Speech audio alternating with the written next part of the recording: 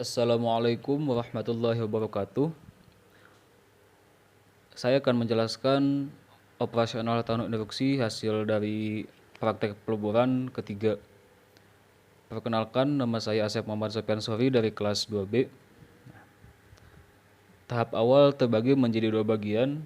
Yang pertama adalah memeriksa ketebalan lining dan yang kedua adalah relining. Ketika ketebalan lining kurang dari 60% dari diameter awal, maka diberlakukannya proses relining karena dikhawatirkan terjadinya kebocoran pada tandur. Pada proses relining ada beberapa proses. Yang pertama adalah menyiapkan material lining. Nah, material lining terbagi menjadi tiga. Yang pertama adalah asam, yang kedua basa, dan yang ketiga netral. Asam untuk material FC, basa untuk material baja, dan netral bisa untuk FC maupun baja. Yang kedua, menyimpan antena di dasar tandur. Fungsi dari antena sendiri adalah untuk indikator ketika terjadinya kebocoran pada lining, maka tandur otomatis akan berhenti. Yang ketiga adalah melapisi coil dengan paper wax. Fungsi dari paper wax adalah untuk melapisi coil agar cairan tidak terkena langsung dengan coil. Nah, yang keempat adalah melapisi dasar tandur 3 sampai dengan 5 tumbukan. Yang kelima adalah mendapatkan former seperti di gambar kedua. Nah, yang keenam adalah melapisi dinding tandur. Yang ketujuh meminkan lining.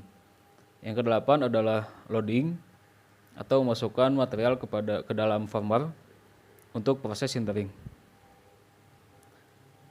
Nah, pemanasan awal dilakukan pada saat kita akan mulai menyalakan atau mengoperasikan tandur induksi. Nah, untuk pemanasan awal yang pertama adalah menyalakan saklar MCB. Yang kedua menyalakan pompa air. Yang ketiga reset ground. Nah, ground sendiri adalah fungsinya untuk memproteksi agar tidak ada arus yang berlebihan. Yang keempat, mengatur frekuensi untuk pemanasan awal. Untuk pemanasan awal biasanya dilakukan sekitar 15 sampai dengan 30 menit. Setelah pemanasan awal dilakukan, kemudian adalah proses charging. Materialnya adalah FC25 dengan kandungan karbon 3,18%, FeSi 2,01%, gram 350 kg dan bahan daur ulang 150 kg. Setelah proses charging beres, dan material sudah dimasukkan ke dalam tanur, kemudian membersihkan truk menggunakan slag remover. Setelah truk bersih, kemudian dilakukan pengujian CE meter untuk mengetahui kandungan karbon dan silikon. Tergantung dari mesin CE meternya. Ada yang karbon saja, ada yang karbon sama silikon. Nah, setelah pengujian kemudian dilakukan proses tapping pada temperatur 1305 derajat Celcius.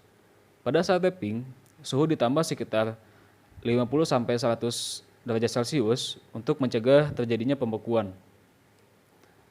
Kendala-kendala dalam proses operasional. Ketika kita sedang mengoperasikan tandur, pasti ada saja kendalanya. Nah, pada saat saya praktek di Baja Kurnia, terjadi kendala yaitu tandur bocor pada saat tapping. Apa yang harus dilakukan ketika terjadi tandur bocor? Nah, yang pertama dilakukan adalah kecilkan frekuensi, kemudian segera matikan saklar MCB-nya. Solusinya adalah selalu periksa ketebalan dinding tandur sebelum melakukan proses peleburan agar tidak terjadi kecelakaan kerja atau kebocoran tandur. Tahap akhir, proses mematikan tandur. Yang pertama adalah menurunkan frekuensi. Nah, yang kedua, mematikan panel MCB. Nah, yang ketiga adalah tidak mematikan pompa air. Karena apabila pompa air dimatikan, tanur akan lama dinginnya. Maka dari itu pompa air dinyalakan agar tanur cepat dingin. Apa saja yang harus dilapihkan pada saat setelah praktek peleburan selesai? Nah, yang pertama adalah merapikan kayu atau besi penyokong ke tempat semula. Yang kedua, merapikan termokopel, disimpan ke tempat semula. Yang ketiga, membersihkan sisa-sisa material.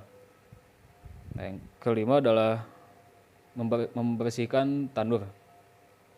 Nah, yang terakhir adalah membersihkan tempat peleburan. Mungkin hanya itu saja yang bisa saya sampaikan. Kurang lebihnya saya mohon maaf. Wassalamualaikum warahmatullahi wabarakatuh.